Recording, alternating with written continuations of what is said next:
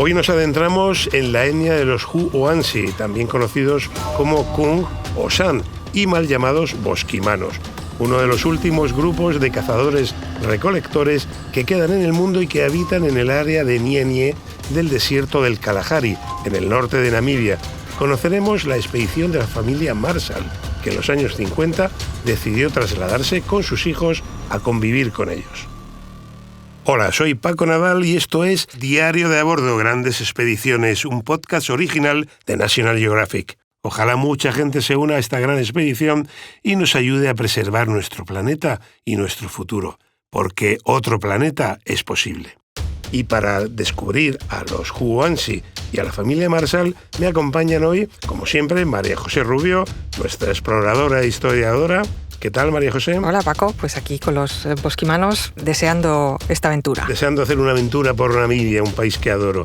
Y tenemos también hoy a Santiago David Domínguez, doctor en Historia y Arqueología y experto en tribus de cazadores-recolectores. ¿Qué tal, Santiago? Bienvenido. Fantástico hablando de cazadores-recolectores. ¿Verdad? Interesantísimo. No te pierdas este podcast porque hablamos de uno de los grupos étnicos que quedan en el mundo. Si tienes el valor y curiosidad necesarios, únete a nuestra tripulación. Contaremos con la mejor brújula, las anotaciones que los exploradores han dejado en sus diarios de a bordo y que nos harán viajar al pasado, hasta Tierra Virgen. Bienvenidos a Diario de a Bordo, Grandes Expediciones. Y recuerda que también puedes disfrutar de más historias de exploración y aventura en el canal National Geographic y en Disney+.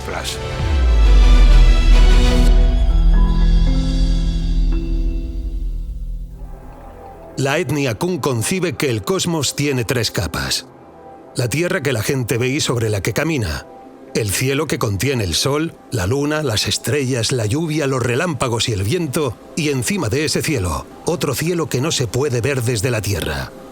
Varios de los grupos que hemos conocido sostienen varias creencias acerca de que el cielo es un cuerpo celeste. Creen que el espíritu de la muerte vive en el cielo y que las estrellas son los fuegos de su corazón. Los Kum, con los que convivimos, piensan que existen 6 niños divinos, 3 chicos y 3 chicas, pero que no saben quién fue la madre que los engendró. Tienen nombres, pero no estamos muy seguros de ellos. El testimonio que acabamos de escuchar pertenece al libro de los Marshall y nos traslada a los años 50, cuando un millonario estadounidense, Lawrence Marshall, se traslada con su mujer Lorna y sus hijos, John y Elizabeth, a Nie Nie, hogar de los bosquimanos Kung. Ubicados en pleno desierto del Kalahari, el mayor desierto del sur de África, la escasez de agua había hecho que esta etnia careciera de interés hasta entonces tanto para blancos como para negros. La familia Marshall entró en contacto con una comunidad Kung que, debido a su aislamiento, aún conservaba su modo de vida tradicional de cazadores-recolectores y llegó a formar parte de ella.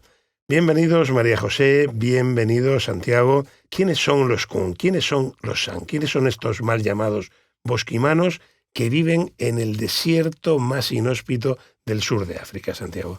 Pues yo tuve la suerte de vivir con ellos, entre otros grupos cazadores-recolectores, por mi tesis doctoral, que se centraba en eso, en estudiar las técnicas de caza y de descuartizamiento de animales, de carnicería y de consumo, de relación con los animales, de los últimos grupos cazadores-recolectores del planeta. He estado en Groenlandia, en el Ártico, con los Inuit, he estado con los ayoreos del Chaco paraguayo, aprendiendo en la selva del Chaco, y me faltaba un grupo que viviese en un desierto, en una sabana seca, como es el desierto del Kalahari, donde tenemos la fauna típica de África, ¿no? Tenemos los leones, tenemos los ñus, elefantes, antílopes, cebras, hienas, facóqueros, avestruces.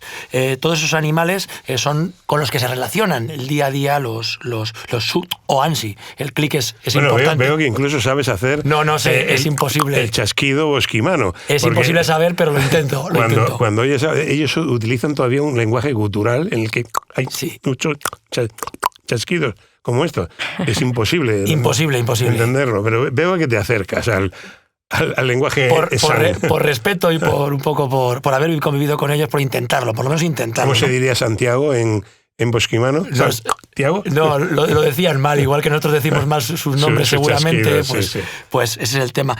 Bien, pues esta gente vive en una sabana seca, con esa fauna africana, y también pues la típica vegetación de sabana seca, pues, que tiene pues las plantas más preponderantes, que son las acacias y los baobabs, esos famosos baobabs tan africanos, ese icono africano, y todo un territorio súper plano, es muy plano y bueno, una gran muy llanura. Seco. Y muy seco. No hay agua en superficie en toda Namibia, sí. Efectivamente, a diferencia de los San en otras zonas que tienen otro interés para la agricultura y la ganadería, de los pueblos bantúes, por ejemplo, donde sí que los han violentado más, o incluso para los colonialistas europeos, cuando el tema de las colonizaciones y del alemanes imperialismo, en este caso, que colonizaron Namibia. Efectivamente, sí. Pues el desierto del Kalahari, como bien has dicho, es una zona totalmente inhóspita, deleznable a título económico, y por eso justamente los Su-o-Ansi, este subgrupo de los Kung, de los San,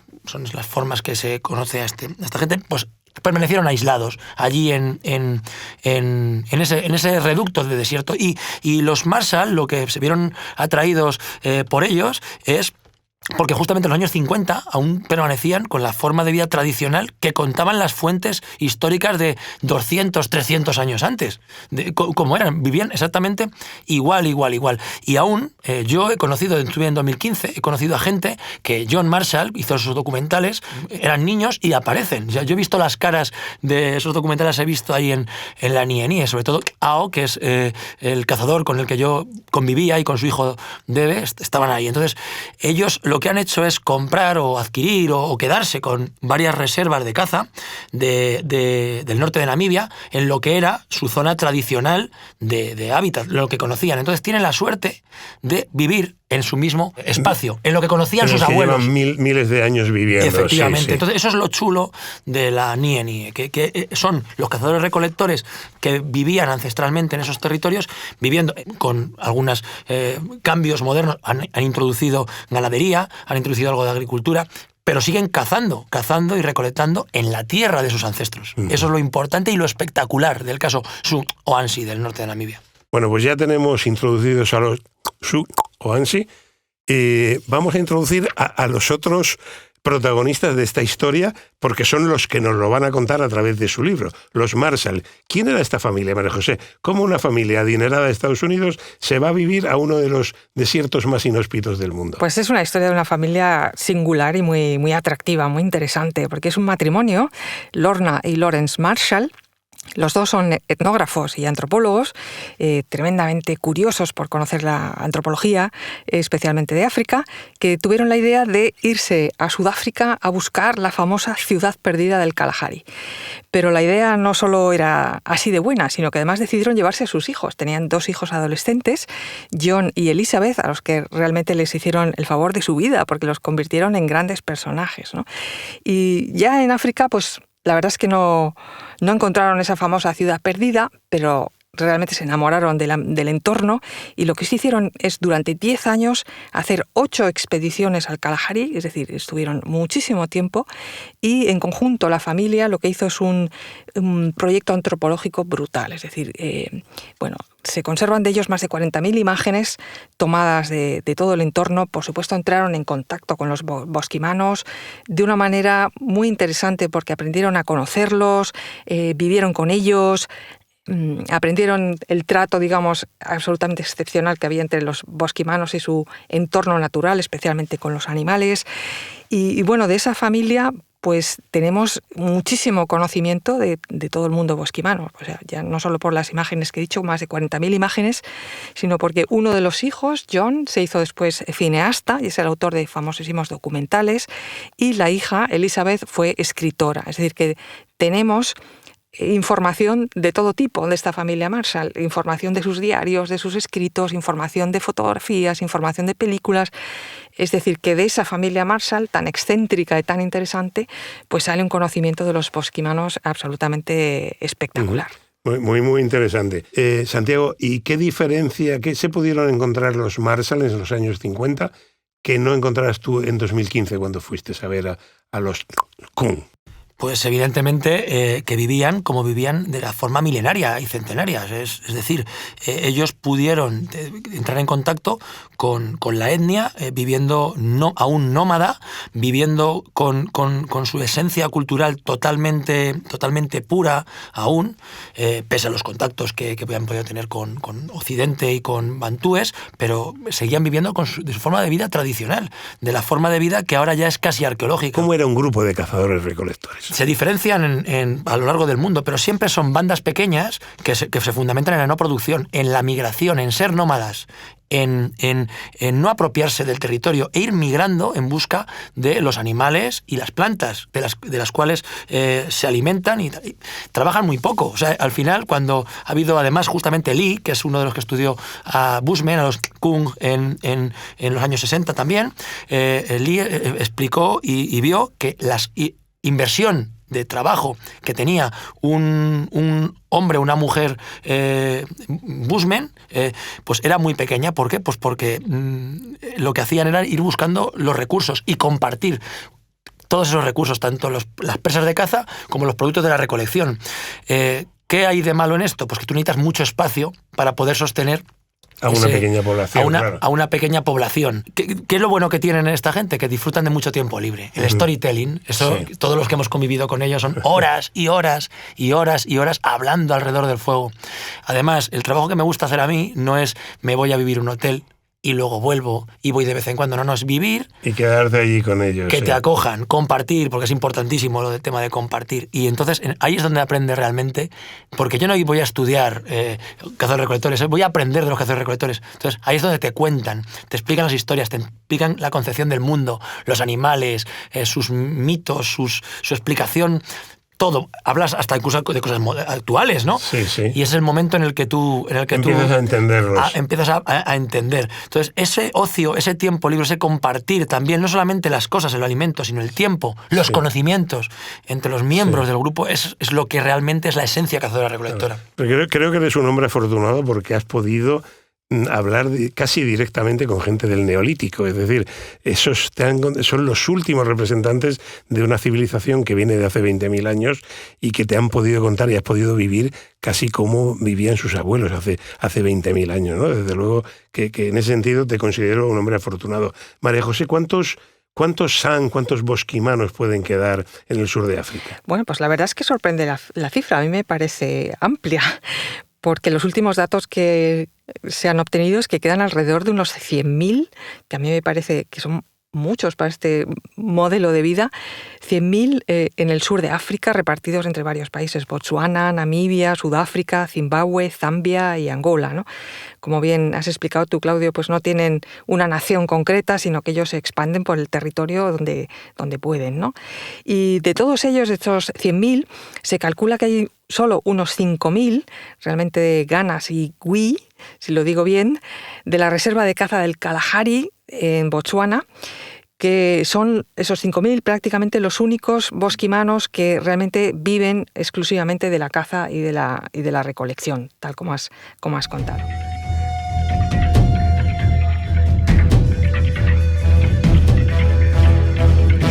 Recuerdo en Tweefelfontein, es una montaña en la zona centro de Namibia, montaña seca, reseca, como toda Namibia, que es sagrada para los bosquimanos, está llena de grabados. Los bosquimanos, desde hace miles de años, les gustaba contar sus historias, reflejar su religión, sus creencias, grabando en la roca. Y allí en Tweefelfontein, pues ves escenas de caza, incluso un mapa de los puntos de agua de la zona, los animales que cazaban. Curiosamente se ven pingüinos, se ven ballenas, es decir, o iban o tenían contacto con la gente de la costa, y está expresado, para alguien que sepa entenderlo, todo su mundo animista, toda su religión animista y cómo era su mundo. Santiago, ¿cómo era esta religión animista? ¿Cuál era la concepción, cuál sigue siendo, que estos cazadores-recolectores tienen del sitio donde viven, de los animales y del entorno en el que se relacionan? Pues es una cosa que comparten todos los cazadores-recolectores conocidos actualmente y etnohistóricamente. ¿Qué quiere decir eso? Pues que queda algún testimonio escrito. Entonces, por eso los arqueólogos hacemos, mediante el juego de analogía, ¿no?, podemos atribuirle la misma mentalidad a la gente que vivió, por ejemplo, en el Paleolítico Superior europeo o en el arte levantino, en la península ibérica, por ejemplo, ¿no? Es los últimos cazadores-recolectores del Homo sapiens, ¿no?, del Paleolítico Superior y hasta el Neolítico, incluso en algunos casos hasta el Calcolítico, ¿no? ¿Qué es el animismo? El animismo es considerarse un tipo de identidad en la que el ser humano se considera parte indisoluble del medio. Que no jerarquiza entre lo humano y lo natural, o sea, no hay una dicotomía entre lo natural, lo artificial y lo humano, sino incluso los restos de animales son considerados gente, al mismo nivel que el ser humano. Esto se ve muy bien cuando te cuentan sus mitos, cuando lees a los mitos que recopilan los Marshall, otros etnógrafos, otros etnoarqueólogos, se ve muy bien, ¿no?, esa explicación que siempre los seres humanos son. Los animales son como gente no humana, gente no humana que se relaciona. Entonces, el ser humano tiene que estar a bien con esos animales. Y lo que era más importante para mi tesis es que hay toda una serie de reglas, de normas, pero complicadísimas. Cuando decimos que son sociedades más simples, no, son más simples lo mismo materialmente, socialmente, pero el tema de la religión, de cómo se comportan con el resto de los seres, de la gente no humana, de los animales, cómo los descuartizan, cómo los cazan, los tabúes alimenticios, cuándo se puede cazar un animal, va determinado por la época del año, por el tipo de clima que haya en ese momento. Si eres un hombre o una mujer, puedes tocar unos animales o tocar otros.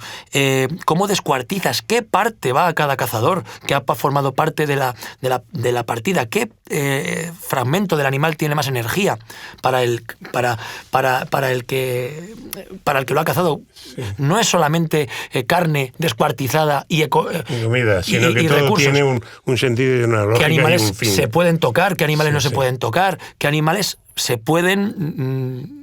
Bueno, todo, absolutamente todo. Los viejos, a diferencia de otros cazadores-recolectores que tienen, digamos, una complejidad un pelín mayor, que tienen un especialista, que es el chamán, ¿no? El chamán, que es el que habla, el que se encarga de hablar. Los esquimanos no tenían chamán. No. Sí. Suelen ser gente o que se le da muy bien, por el tema innato, hablar con los animales, ¿no? Hablar con los animales, relacionarse con ellos.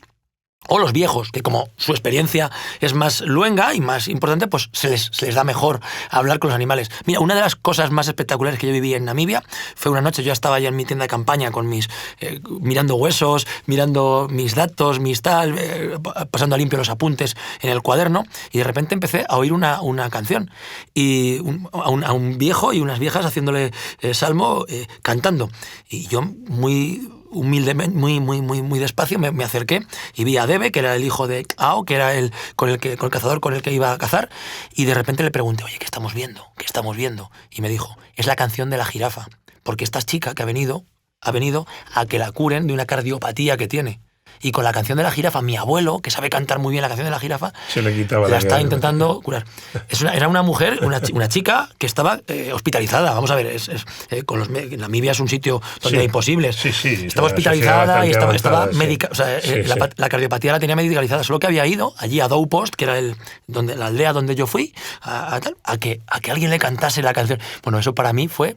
No quise preguntar más porque... rompía la magia del momento.